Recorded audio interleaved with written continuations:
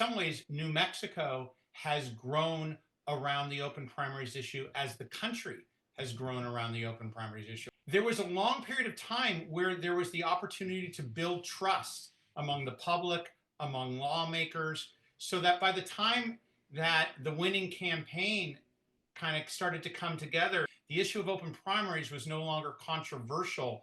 It wasn't new. This was a from the grassroots up effort that had spent time really saturating the state on these issues.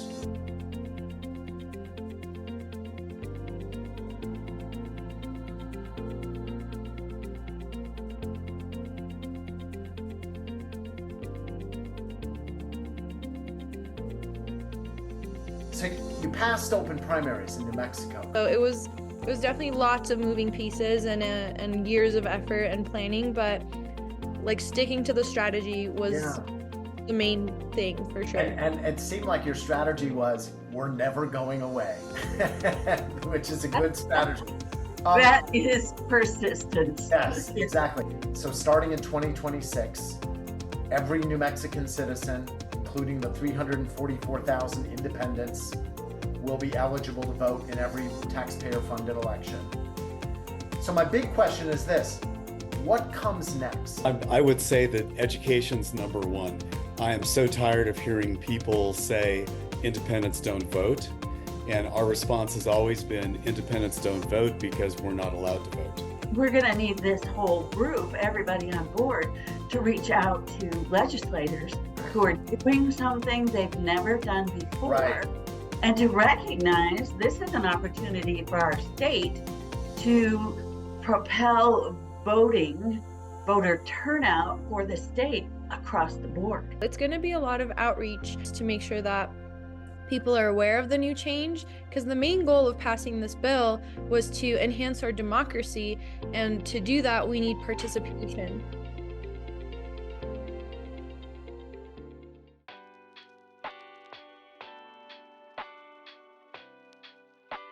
My name is Tanam Din. Kathleen Burke. Dylan Schwegel. Cliff Sandoval. Oscar Durant. I'm an independent voter. I'm an independent voter.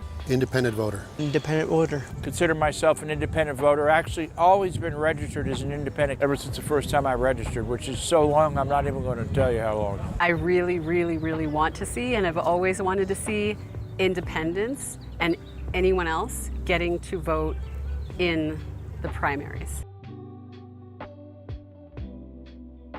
Oh, absolutely. Yeah. Absolutely. Oh, absolutely. Of course. Yes.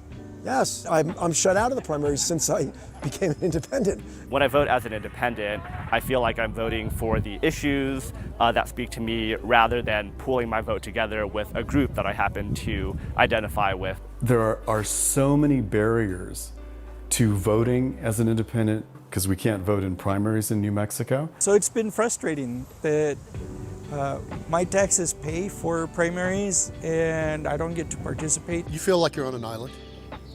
You're really not heard. You can't do the primaries. Being an independent voter in New Mexico is an interesting process. Registering and switching my party back and forth for every primary, it creates a burden for me. When I have to go to the polls to exercise this kind of like almost sacred right, and the first thing I have to do is like, oh, by the way, can you just like lie a little bit about like what you stand for, just so you can make this count? I don't get to have as much impact as I'd like to have in our electoral process here in New Mexico as an independent voter. With an open primary, we wouldn't have to, even worry about that. We would just have to say, we need to get people registered to vote because people need to be voting so that we all collectively have a voice. My understanding is that all of us, our taxpayer dollars, pay for these primary elections. I see no reason why everybody shouldn't be entitled to vote in them. There is always an uptick in participation in the primaries when they are opened up to independent voters. It would put the focus, I think, back on solving problems, which is what our democracy should be about, and addressing these problems in New Mexico where we're sadly 49th or 50th. People should be able to participate in our democracy, and I think voting is a fundamental right that people should be able to practice if they want to. And that's why I've dragged my butt down here, to give my time, to run my mouth for the cause.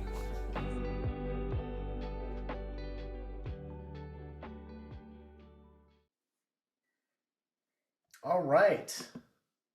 Thanks for showing that video, Danny. It's a bit out of date because we opened the primaries in New Mexico. It's always great to see a video you make before you try to change something, and we did it. Thank you all for joining today. We're going to open it up for Q&A in about a half an hour. Just a reminder, if you want to ask a question, just put your name and state in the chat, 1-sentence description of what you want to ask, and then we'll call on you to ask your question. We have a great panel today to discuss what it took to bring open primaries to New Mexico. Joining me today are Sila, Avcil, and Bob Perls from New Mexico Open Elections, State Senator Natalie Figueroa, Ahtza Don Chavez from New Mexico Native Vote. She is running a bit late and will be joining us very soon. And my colleague Jeremy Gruber, who is the Senior Vice President at Open Primaries. Welcome, everyone. Say hello. Hi. Good to see you. So I'm going to open it up with a big question. So you passed open primaries in New Mexico. Congratulations. It took 10 years of hard work. So starting in 2026, every New Mexican citizen, including the 344,000 independents, will be eligible to vote in every taxpayer-funded election.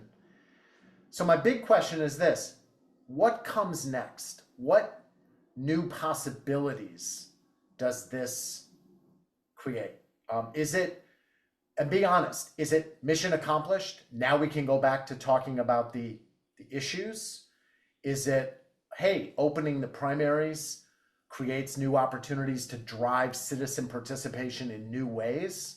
Is it neither of those things? Is it both of those things? How do you think about what this does for New Mexico? Open question. Anybody can answer.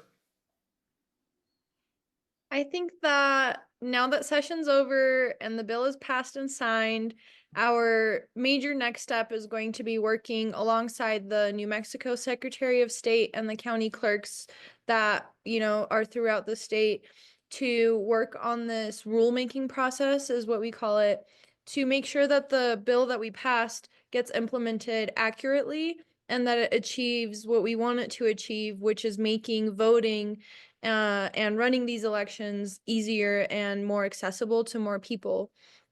And we know that, not everyone knows, but the New Mexico Secretary of State had a different bill requesting more money for her office because running elections and running staff and doing all the amazing things that they do costs a lot of money. And we know that they did not get the requested amount from the legislature. And so organizations like New Mexico Open Elections is going to have to step up and assist in letting people know of their new given right to be able to vote without having to change their voter registration.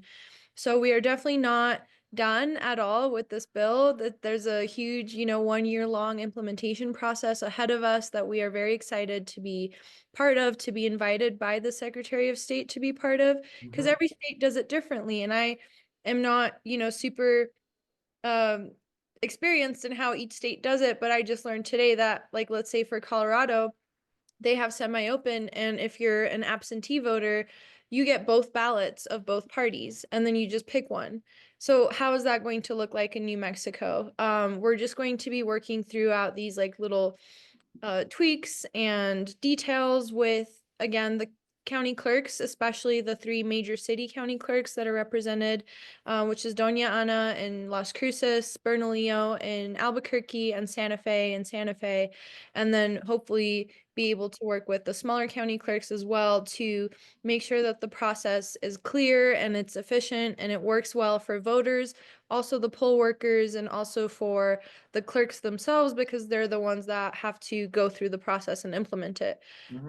So it'll be a little bit before we know exactly what it's going to look like and how it's going to be implemented. But as soon as we know, we're going to start sending postcards and mailers to independents that might be on an absentee list or that might have never even voted because they didn't want to become a member of a party. And so it's going to be a lot of outreach, again, from nonprofits and working alongside elected officials to make sure that people are aware of the new change, because the main goal of passing this bill was to enhance our democracy, and to do that we need participation.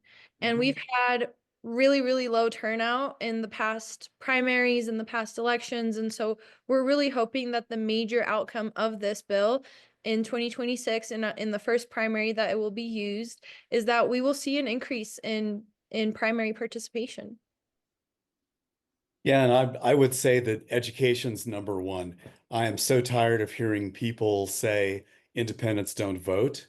And our response has always been independents don't vote because we're not allowed to vote. But now in 2026, after 10 years of effort, we'll finally get to vote in a publicly paid election. And so education is going to be massive.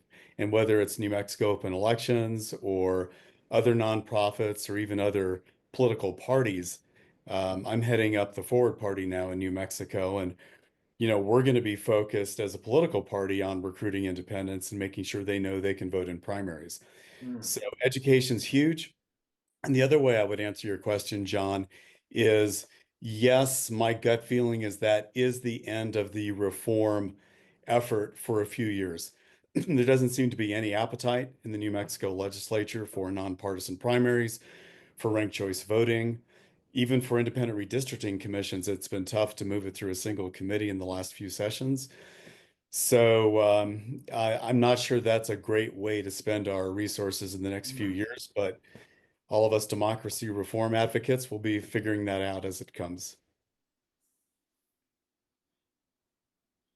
Yeah, I would just add that I agree with Bob. Education is going to be key, and if that education is limited to simply projecting out that independents now have a right to vote, it won't land.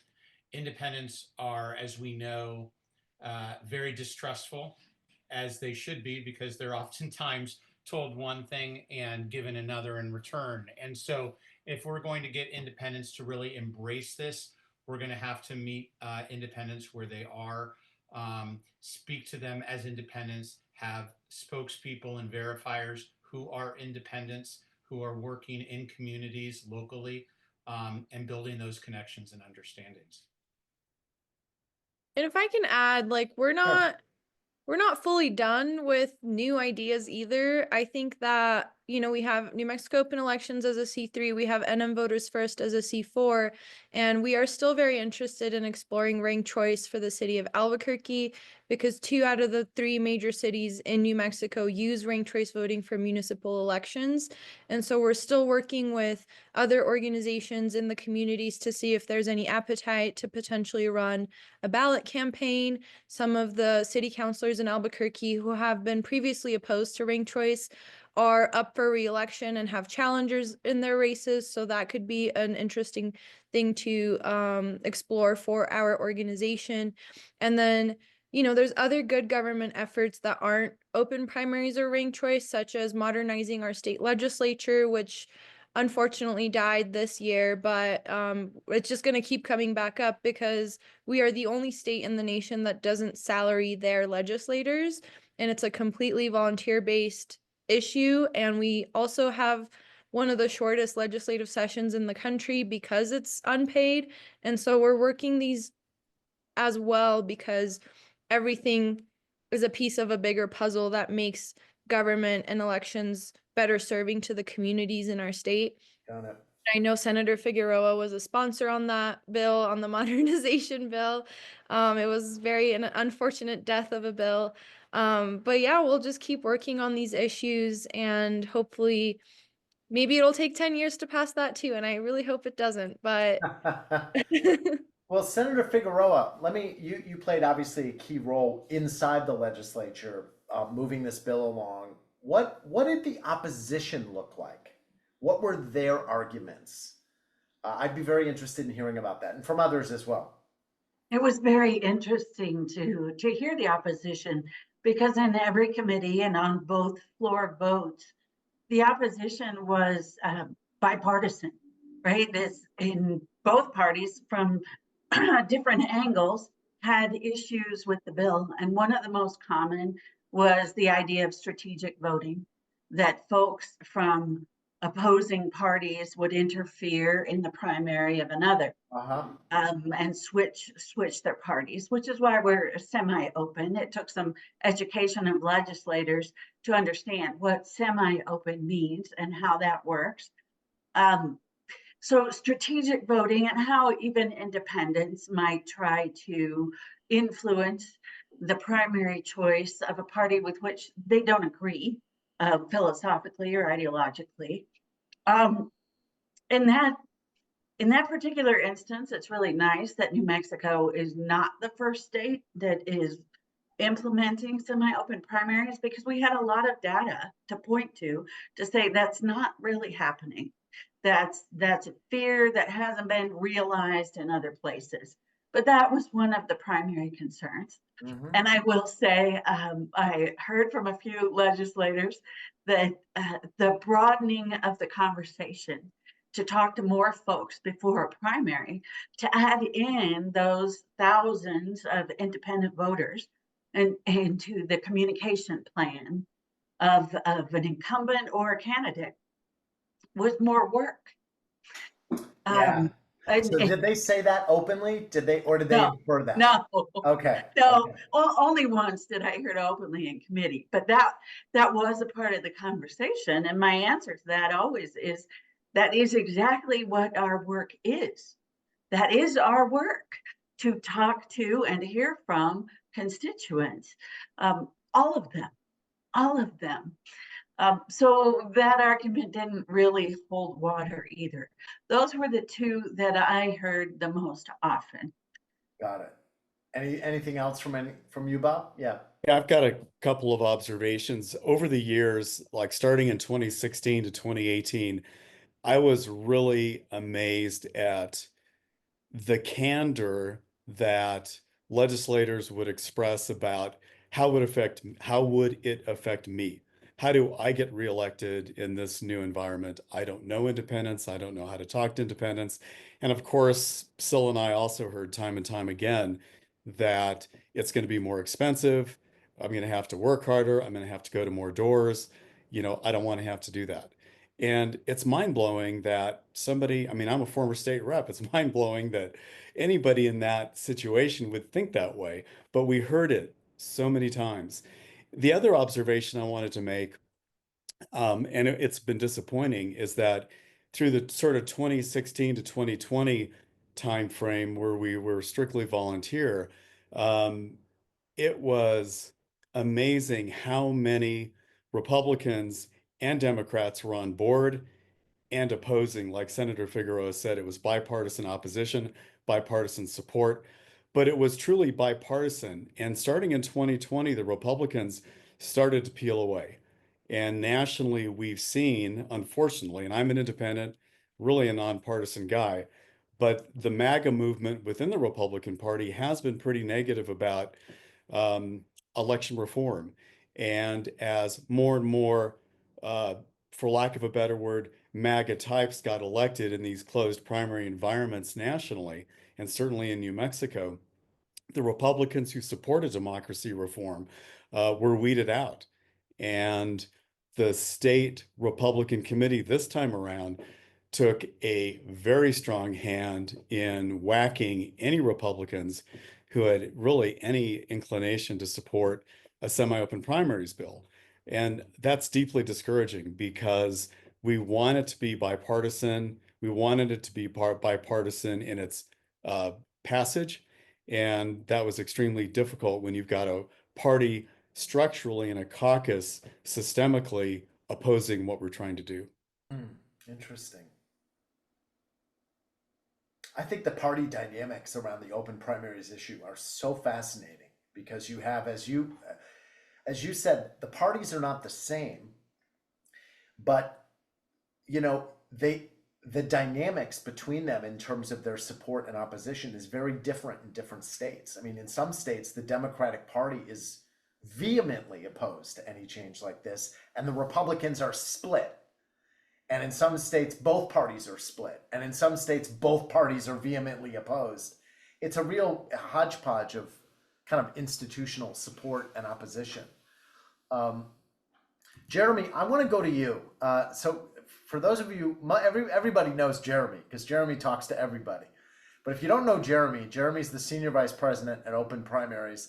He was hired in June of 2025. And I think, honestly, like 4 hours after his final interview, he was given the assignment of working in New Mexico with Bob and this growing group of people, including, I noticed him on the Zoom, Abraham Sanchez, who we haven't spoken to in years, is here on the Zoom. And I just want to give a shout out to Abraham. He was such an important voice in the early phases of this effort years ago. But I digress. So Jeremy, you've been working with the New Mexico team for a decade. What have you learned? What is this? What lessons from New Mexico are you eager to make sure people all over the country learn? What surprised you? What excited you? Tell us your New Mexico story. Yeah, I mean, I think, for me, I joined Open Primaries. I looked this up. I joined Open Primaries on June 11th, 2015, and I first spoke to Bob on June 22nd of that year. So we've been, in some ways, New Mexico has grown around the Open Primaries issue as the country has grown around the Open Primaries issue. I mean, imagine, when Bob started this work in 2015, imagine where the Open Primaries issue was, not just in New Mexico, but around the country, and how much has developed since then. And New Mexico, in many ways, is a microcosm of that. But I think one of the things that, looking back, I gain a lot more appreciation for is how organic the process in New Mexico was. It didn't begin with some sophisticated plan. As Bob said before, there was no money for years to invest in spreading the word. It was all volunteer based. But because it was organic, because it was led by local activists and with national expertise and support, there was a long period of time where there was the opportunity to build trust among the public, among lawmakers, so that by the time that the winning campaign kind of started to come together in 2024 and coming into the session in 2025, the issue of independent voters was not an unknown anymore. Independents had been speaking out for some time, and people knew who independents were in New Mexico. The issue of open primaries was no longer controversial. It wasn't new. It wasn't some brand new policy that was trying to be imposed from somewhere else. This was a from the grassroots up effort that had spent time really saturating the state on these issues. And I think that really formed the bedrock of what made this year so possible. And you look back on these sort of individual moments that happened. I remember, several years ago when Bob and I spent a lot of time over a period of time working with the New Mexico Secretary of State, Maggie Toulouse-Oliver, who didn't start off as an open primary supporter. And there was a lot of work and education that had to be done with her and with others around the state to bring them along to understanding how important this issue was to so many voters in the state. And that all really built, I think, an important foundation for what happened this year. So that to me was the most important part, was that runway, that foundation building that occurred over so long a period of time. Yeah, and I want to add to that how much I appreciated and our board appreciated in the early days Jeremy's support and Open Primaries national support. In 2016, I went to an independentvoting.org national meeting in New York, and I found a home. And I had debated early on, do we call this the New Mexico Independent Voters Alliance, or do we call it New Mexico Open Primaries? And then we changed it to Open Elections. And I think without that national structure, even though it was remote and underdeveloped, I might not have had the stick-to-itiveness to keep going. Right. It really helps when you're plugged in, and that's why it's wonderful to see all the interested folks online today. We're all interconnected in all 50 states. There are organizations like New Mexico Open Elections, and that's deeply gratifying. Well, whether you like it or not, the New Mexico team is the poster child for stick-to-itiveness. So, yeah, a hard-earned reputation. I have one more question before we open it up. And this is a cultural question. So, obviously, eliminating closed primaries is a positive step. There was, 345,000 independents that legally were barred from voting in primaries. But as a growing number of people have pointed out, even in states with open primaries, people don't vote in the primaries. Democrats and Republicans and independents don't vote. The gap between turnout in the primary and turnout in the general is huge in many, many states. And I think about that in a certain way. I think that we, the American people, have been educated that party activists vote in the primary, normal people vote in November, even though by the time November comes along, a lot of elections have already been decided because of a variety of reasons. So how do you think about this in New Mexico? Like is allowing independents in an opportunity not just to educate independents that they have the right to vote, but everybody that this is an important election. A lot of decisions get made in the first round. They don't wait for November. Do you see that, or is this something that's not that prevalent in New Mexico? I would like to respond to that one. I think it's not what is in New Mexico, it's what could be. Because we changed the system, our next primary is going to be the true test. And I think in answer to even your original question, the next step has to be a massive push, not just to educate and outreach to voters who haven't voted before to let them know they can, but exactly what you said, to let them know how important it is. And for all of the candidates, incumbent and otherwise in the state, who are going to have to reframe and restructure how they do their work, their campaigning in the primary season, it's a tremendous window of opportunity to say you reach out now to all of this broader group. And what is the message that you're sending about yourself, about your policy, about the issues, and about why the primary vote really matters?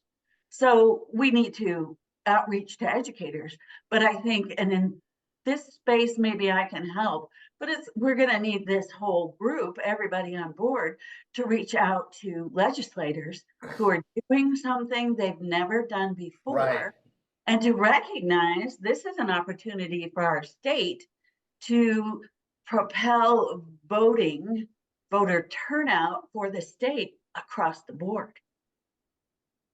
Absolutely. And I think something special about going through a legislative process is we were consistently sending this message as we were defending the bill, saying how important primaries are, how they determine the winner of the general in many districts, even in New Mexico, and that they're going to be needing to put more energy and effort, which is true, during the primaries to reach out to more folks rather than the 2 to 3% of their always voting base, because we know that that's not productive because they're already going to turn out to vote. So we were kind of shifting the message to say, why don't you take this as an opportunity to reach more voters, to find new donors, to engage more people in your district so that you can come here when you're elected and stand on a stronger ground, say that I was elected by more people in my district than this other person that ran against me. And so it was a good opportunity for us to kind of plant the seeds during the legislative session, because now everybody in this building knows that this is what this bill does and this is what's going to happen next time we have an election. So we will obviously continue to talk to candidates and elected officials, but it kind of helped us kind of scrape the surface with them for sure, going through a legislative process.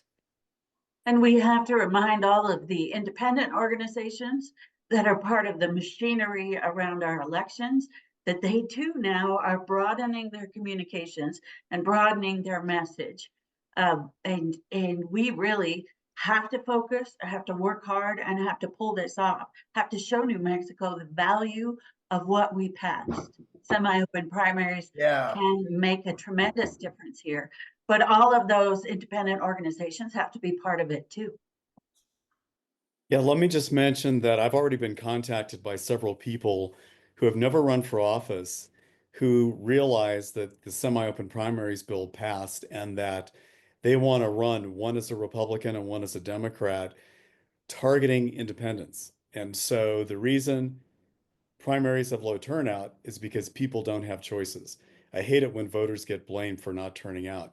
If you give them choices and stop the negative campaigning and talk about issues they care about and real solutions, they will engage. And even a limited semi-open primaries bill allows somebody to run who doesn't necessarily abide by party doctrine. They're not going to pass either the Democrats or Republicans 100% litmus test. And we all know that exists on both sides of the aisle. That's really great to hear, Bob. I mean, that to me is like, that's exciting. That's really exciting. This is my favorite part of reform. Not the passing, which is exciting and momentous, but the unpredictability that happens after a reform is passed, because then it becomes a massive opportunity. And everybody is invested in trying to seize that opportunity, and it's unpredictable, which means that everybody has to recalibrate. Everybody has to rethink how they do political business. And that includes the voters, who have a lot more pressure now on themselves to take advantage of the system. But that unpredictability has, I think, a lot of potential. We've seen other states, Colorado, for example, which passed the same form of open primary in 2016, and how transformational it was to have a whole new segment of the voting public start to participate. Everybody had to change the way they do business to accommodate them, and the politics of the state of Colorado changed dramatically as a result. I have very high hopes that the same will happen in New Mexico. And you know, we founded a 501c4 last year before the primary so that we could have a better standing in the electoral campaigning side of things, because that has a lot to do with who gets elected and then who gets a vote at the end of the day in the roundhouse. And when we were supporting candidates and, you know, giving endorsements following the primary, there was a lot of people who reached out to us saying, hey, like, I probably would have won my primary if independents could vote. And I still did outreach to them because I wanted them to participate. But a lot of them said, I don't want to become a Democrat or Republican for a day, and I'm not willing to vote. I'm sorry. And so definitely this is going to change the landscape a little bit. We do tend to say that, you know, voters vote like their neighbors. And so if you live in a super conservative district, your independents are probably going to pick a Republican ballot. But like Jeremy said, it's also very unpredictable sometimes. There might be a secret stash of progressive independents somewhere in those conservative districts that might swing so that it's a more moderate Republican that wins those seats rather than a far right Republican in those districts. So we're very excited to see what the outcome will be. We really don't know, but we just continue to say, just like the senator said, that if you're a good candidate and you do your job, reaching out to people and letting them know that this is an important election and that you want their voices heard, and especially if you voted for this bill, even better, golden star to you, that this will be a more representative election when more people are participating, for sure. Well said. All right, we're going to open it up for your questions. We're going to do something a little unique this go around. Our first two questions come from New Mexican voters that weren't able to be on the Zoom, but recorded their questions on video. So let's cue the video. Danny. Hi, my name is Tanya Triolo. I'm from Albuquerque, New Mexico, and I'm an independent voter who helped work on the campaign. And here are my questions. How do you plan to get information to New Mexicans about open voting and how it will operate? Will you be working with the Secretary of State, League of Women Voters, or other organizations regarding education for the public? And are there any improvements to the current open voting format that you see for the future? And finally, the really tough question. Given the level of crisis in the country right now, we spent 10 years working to get the primaries open. Is it the right investment? And how valuable or important is this in the current political situation? Thanks for working on this and your answers. Hi, my name is Radzia Curtis, and I am from Kirtland, New Mexico. How might opening the primaries in New Mexico empower Native communities to have a strong voice in state elections? And what challenges could arise from this change? And I have one more question. Given that there are several states with large Native populations that have closed primaries, what role should Native leaders play to open these primaries? Wow. Okay. I wish Ahtza was here now. I know. I don't know what happened. She wasn't able to join us. I guess something came up. Okay, so let me public education. We've covered that. What improvements in the future? We've touched on that, but we could revisit it. And then why the hell are we doing this, given what's going on in the world? I think that's a great question. Anybody want to take a gander at that? Yeah, I'll take a stab at that one because that was one of the primary reasons I carried this measure. It's always been valuable because it has the potential to involve more people in our democratic process.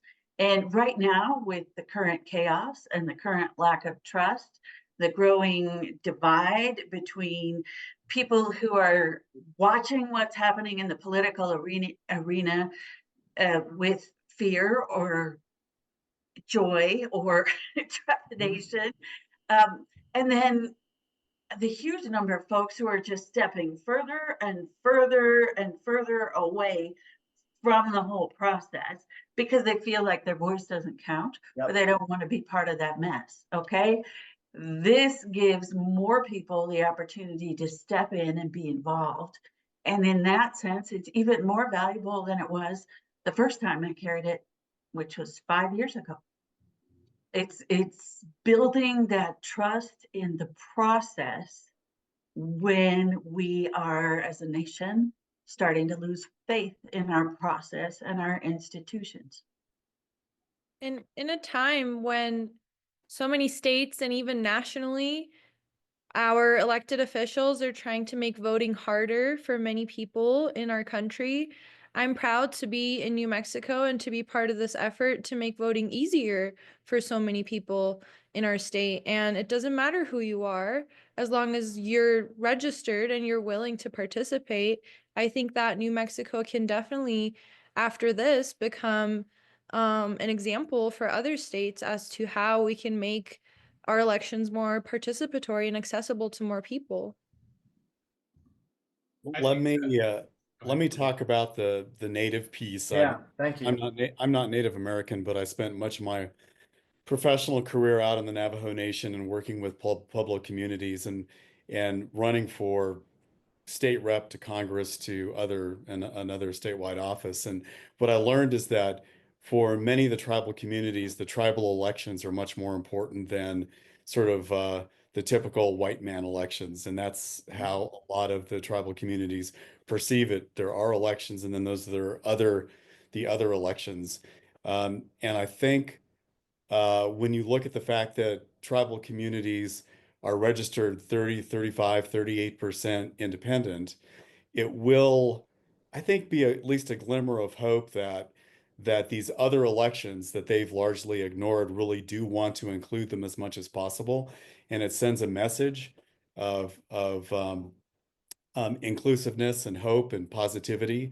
But we certainly need Native communities and activists like the young person pictured to be the bridge between sort of the white Hispanic community and the Native American communities to make that happen and to get the message out? Nationally, Native American voters have been a crucial part of some recent open primary wins. They played a major role in passing open primaries in Alaska. Yep. They will hopefully play a major role in passing open primaries in Oklahoma, which will have a ballot initiative on the ballot next year. And I think, and not being a Native American, I'm not speaking for anybody, but I think that historically disenfranchised communities generally are more and more registering independent. And that you see that across the board, across a lot of different demographics. And I think the communities that have been told one thing for many, many years, but often offered something else, are deeply distrustful. They're looking for a different way of doing politics. Open primaries at its core is a different way of doing politics. And I think that there's a lot of interest in that. I particularly think more broadly that the process of education of voters in New Mexico working together post the passing of this bill is going to be one of the best antidotes to the cynicism and hyperpolarization that New Mexico and everywhere else is facing, because it's going to force people to come together, to learn together, to build together in a way that is deeply, deeply important for us as a country right now. Yeah, I share your sentiments, all of you. I mean, I think Jeremy, Senator, all of you, I mean, what you said was incredibly eloquent and important. I actually think as the national temperature ramps up and becomes more and more divisive and people get more and more anxious, these kind of unifying, grassroots-led, open up, let all voters vote become more important, not less important. That's my personal belief. All right, let's open it up. I want to go to Francisco Garcia in Florida, who has a question about an alternative to the party system. Go ahead, Francisco. Can you hear me? Yep. First and most importantly, I want to apologize for that, sticking that link into the chat without announcing it. It wasn't intended. And secondly, I want to congratulate everybody in New Mexico for what you guys have done. It's a tremendous, tremendous effort. And we from Florida send our love. In any case, so I'm an independent. I've been an independent all my life. This is something that has troubled me, kind of like a little needle in my eye. And I've worked for the past 30 years trying to come up with a different alternative to what is presently being done, something out of the box. So what I did over Easter, I released this new initiative. It's actually a movement that is centered around empowering the independents. See, the thing of it is that independents, I don't want to be part of a political party. But what if there was a political coalition? What if the power, instead of being embedded within a party, it could be residing within me and you and everybody else? What if instead of a hierarchy system, we could flip the hierarchy system and put the people at top? So this is something that I've been working. So I came up with something that is geared towards the youth. I call it the Ultimate Empowered Citizen Initiative. And I've kind of put it around the Occupy Washington. It's very comprehensive. If you guys get a chance, please go to those links that I shared with you. It has a grand strategy. My objective is this. We talk about participation. I think for me, my father fought in the Korean War, and both of my brothers served over 30 years. So for me, it's ingrained within me. My mother instilled within me the civic duty, the civic pride. Right. So to get the engagement, to get a better participation, we have got to give people a reason to want to be part of something greater than themselves. We need to inspire them. So this particular movement, if you go to the site, you'll notice that I say this is not a protest or resistant movement. I personally don't believe it works. What's it called again? Tell us the name again, Francisco. The links are inside the chat. It's Okay. called the Ultimate Empowered Citizen Initiative. The actual movement itself is Occupy Washington, the independent register movement. Great. We'll check it out. Thank you. So the objective is that. So my point is that if we can inspire the youth in particular, I'm using an education vehicle, a participation vehicle, and a communication vehicle. So when you get a chance, I believe that it can be done. I believe it's within us. People are hungering for this. Thank you. Got it. Thank you. All right, we're going to stay in Florida for a minute. We're going to John Buscemi, who has a question about demographics. Go ahead, John.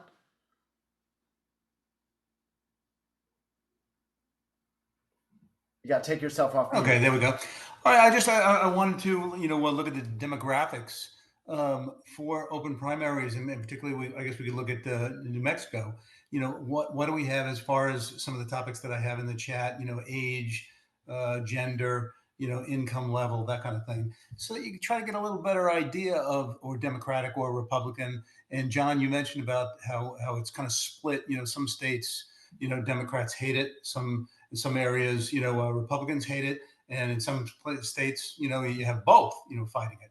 Well, I want to try to get it, well, why is it happening? And what can we do to improve that? So I just think we have a great opportunity, and open primaries, I think, offers us the ability to start making changes. So it's not just D or R. It's not just us or them, because some people, I think, go for the Republican candidate, perhaps, and maybe have, they want to choose different people. And the same with Democrats. You don't necessarily buy the full platform, but there are individuals that you like. Yep. And this open primaries, I think, gives us that ability. In Florida, there's about 30% of independents or NPAs like me. And that's a lot of people. So, you have about 35%, Republicans and about 30%, Democrats. And you've got 35% approximately that are independents. And we're not voting, in the primaries. So we have no participation in who the Democrats offer or who the Republicans offer. And I just think that's a big mistake and a big thing that we need to correct. So, so you mentioned some really good things. You all have, on different issues that come up, and we just need to come up with a good game plan on how Florida can do it. All right. So for demographics, I'll say in the state of New Mexico, we have 24 to 25% of our registered voters as registering as independent, and 40% of young people in New Mexico are registered independents, and 40% of young indigenous voters in the state of New Mexico are also registered independents. And so we see this like national trend of 60% of young people nationally registering as independents, very similarly here in the state of New Mexico. Another special thing about New Mexico, which we have a lot of special things about us, is that we are one of the few minority majority states. We are a Hispanic majority community. And so our population looks very different compared to almost any other state in the country. And so we have a huge minority population and a lot of immigrants who are naturalized or, became citizens through the green card process or whatnot. And kind of like what Jeremy was saying earlier, most of them don't tend to register with a party because there's already this mistrust or misunderstanding or not really knowing how the process works in terms of government and voting. And so they're like, I don't want to be a part of a party. And then they also turn on their TV and see people fighting. And then they go to their neighbors and then their neighbors are not talking to their kids because of politics. So it's like this social, very interesting perspective of like they just don't want to be part of a club and they still want to be able to vote because their taxes get affected, their housing gets affected, their kids' schools get affected. And so in terms of demographics, that's what I'll leave it at. But also we don't have New Mexico data for veterans, but we know that almost half of every single registered veteran are tending to be independent voters, and that's why we had a huge participation from the New Mexico veteran community to support our issues during the legislative session, to come and testify in every single committee hearing, which, bless their souls, they like took their time and drove out to Santa Fe and sat for hours with us in committee and testified. So this is a big issue for many demographics, but these ones in particular. And I would also say to John, to your point about the what next in New Mexico, that's why the education process of independent voters is as much an organizing process as it is an education process. Because like any historically disenfranchised group, you can't just come to them and tell them, now you can vote. You have to have people from within the independent voter community who understand and can speak to independent voters, work with that community and give them the basis for wanting to participate, as well as understanding that they can. Great, thank you. I want to throw it to Sue Davies, who has a great question about what were some of the key milestones during this 10-year process. Go ahead, Sue. Hello. Hi, number one, I want to congratulate you on your work over the last 10 years to get this. It's a lot of times you see it getting on the ballot as a initiative as part of the INR process, but you managed to go through the state legislature, which is what New Jersey needs to do as well. But what I was interested in hearing is 10 years of work. What kind of milestones, what kind of process, how did you evolve to the point that you got this passed? Yeah, good questions. Maybe I can take the first 7 or 8 years, and Sila can expand on the last year or two. Certainly, some of the key milestones early on was finding state legislators who would actually draft bills, and then I would work with them as expert witness to get through committee. And early on, we got through 1 or 2 committees on the House side, 1 or 2 committees on the Senate side, and it started to build momentum early on. Even though we didn't have staff, we really didn't have any kind of systematic support. I think the next big, really huge thing was in like 3 or 4 years into it, in 2018. I had developed a pretty good relationship with some of the big newspapers and had written op-ed pieces. And finally, in 2018, in the state rep and Senate races, as well as the governor's race, they included the semi-open primaries question in candidate surveys. And that just skyrocketed the visibility and really held the candidates' feet to the fire for the first time in a very accountable way. And then I would say the third milestone was because of one of these op-eds that I wrote that got published. We were able to raise some local money, $5,000 and even a $20,000 check locally that gave us the ability to finally hire a part-time executive director. We hired Sila at 20 hours a week, and having staff, even at part-time, really was a game changer versus just relying on a handful of volunteers. And I'll throw it over to Sila for her observations. Yeah, thanks, Bob. Following my hire, I had experience in nonprofit development and relationship building, and so we were able to gain some grants to enhance our efforts so that I could become full-time, and then we could eventually hire a lobbyist and another part-time staff person down the line. But honestly, like, we walked into the 2023 60-day legislative session, and it's because we have a 30-day and then a 60-day and then a 30-day and a 60-day, with just whatever we could pull together. Again, I was still part-time at the time. We had a very part-time lobbyist just helping me learn the ropes, but that was such a great experience for us to gain information and intel as to what we really needed to be doing and focusing on for the year that is before the next 60-day session. So we learned what our hurdles were, which committees we were going to, which committees were easy committees for us to get out of, and which committees were going to be more difficult for us that needed more love throughout the year.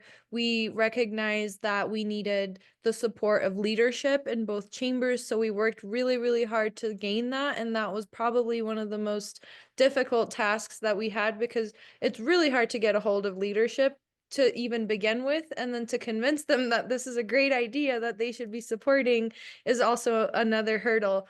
But we were lucky enough this year that Senate leader Peter Worth was one of our major sponsors, and he was actually invested in it rather than being like a more quiet sponsor. So he was actively working for us behind the scenes, talking to senators and legislators and getting us scheduled in committees and stuff like that. And even though he's extremely busy during session, leadership doesn't tend to like get involved in things they really don't care about. And so it showed us that this was something that he really cared about.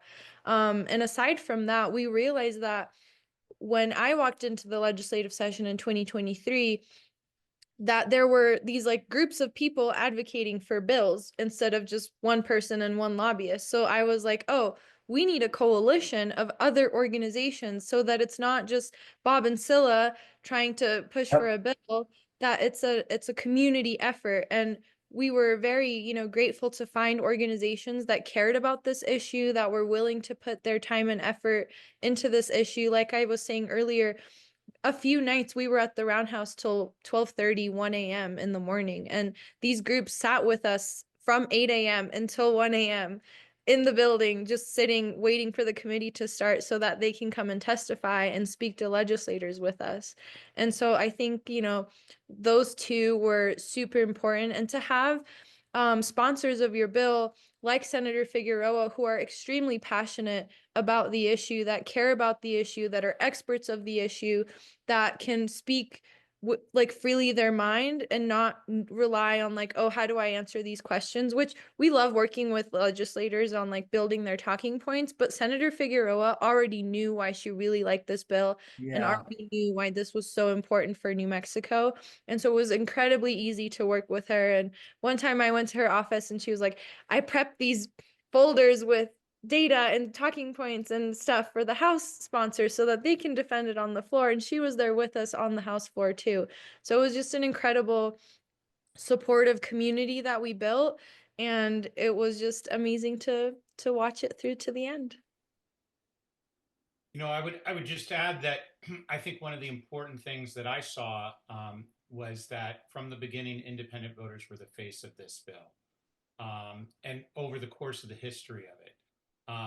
Early on, you mentioned Abraham Sanchez, who's on this call, who wrote one of the best op-eds I've ever read on this issue many years ago, and many other independents joined him along the way to raise the course of this issue. And I want to give a big shout out to Kathy Stewart from our staff, who led the Let Us Vote campaign this year to organize independent voters, including the ones that asked the questions at the beginning of the Q&A, to really raise the profile of independent voters and put pressure on the State House so that Sila and Senator Figueroa and everyone could do all the great work that they did to bring this thing home. And so that was, I think, a really important part of the equation. And I want to add, there was a lot of moving parts. Like we had to talk to clerks so that they weren't upset. And we had to talk to the Secretary of State so that she was there to come and testify with us. And then we had to deal with, in the middle of session, we had to deal with people opposing the bill that had nothing to do with either party or legislators. They were mere campaign managers that were like, you're trying to make my job harder, so I'm going to oppose your bill. So it was very difficult to just juggle all these things. But like I said, having a strong, supportive, positive team, sticking to the strategy that we had, and having a really good lobbyist that was well connected in the Roundhouse and, could get meetings for us and could calm down the other campaign managers if they needed to, to do that. So it was definitely lots of moving pieces and years of effort and planning, but like sticking to the strategy was the main thing for sure. And it seemed like your strategy was, we're never going away, which is a good strategy. That is persistence. Yes, exactly. I'm going to ask Mike Koenig and Bill Black to ask their questions. You've got 15 seconds each. I want the two of them to ask their question, and then you guys have 1 minute to answer them. Go ahead, Mike first. Thanks, John. Congratulations. Great job on the team. I asked a question in the chat, and it came to me first. I know I only have 15 seconds. I apologize, but I love the fact you started out this conversation with the question of what's next. That was awesome to go right to the what's next. You know, what are the possibilities of where you go from there? And when you responded, I forget who responded, Sila or Bob, but you know that there's no appetite right now for combined primaries or independent redistricting or any of the things, ranked choice voting. I said, boy, that now you guys sound just like Georgia. And then it reminded me of the conversation I had with Kent Theory a couple of years after they were successful in getting the open primaries in Colorado. And the question was realizing that you really no longer have a need for without to have partisan voter registration. And I just was curious if you guys have did that come up at any point, or is it potentially something you might consider in the future? Okay, to go ahead and get rid of partisan voter registration. Partisan voter registration. Okay, go to Bill Black. Yes, Thanks. hi, I'm Bill Black. I'm from New Hampshire, and we already have semi-open ballots, but we were trying to pass a single ballot primary for this recently, and we had virtually 100% support on the Democratic side, and virtually 100% opposition on the Republican side. And so I'm wondering, you have a Democratic trifecta in New Mexico, right? Do you sense that you would have a support for a single ballot? No. Yeah. All right, either of those questions, single ballot or or just eliminate party registration on the docket. 60 seconds. I'm going to say no, there's no appetite for that in New Mexico among current legislators. Yeah, we had some heated debate within New Mexico open elections. I really wanted to see us run a nonpartisan voter registration bill simultaneously with semi-open primaries. I was talked out of that. I love that. Texas, our neighboring state, has it. Maybe that's the next step. I'm a firm believer that nonpartisan primaries is the only critical next step to really make a difference. Got it. All right. Thank you. Thank you all, and congratulations. Really, your work, I'm not joking around. The kind of stick-to-itiveness is inspirational because this is really hard work, and it's a hard issue because of all the partisan dynamics we're talking about. I also just want to, before we close, there's one other state where we're getting close in the state legislature, and that's Pennsylvania. And David Thornburg has been working for 10 years as well. And hopefully this is the year that we get it through in Pennsylvania. You don't have to live in Pennsylvania to support that effort. Go to ballotpa.org, sign up, get emails. I happen to believe everybody knows someone that lives in Pennsylvania. So this is a big state, and we have a lot of work to do. Any support you can give to David and his effort will be much appreciated. Thank you all. We'll be sending this video around later in the week or early next week. We'll see you again next month. Thanks for joining us.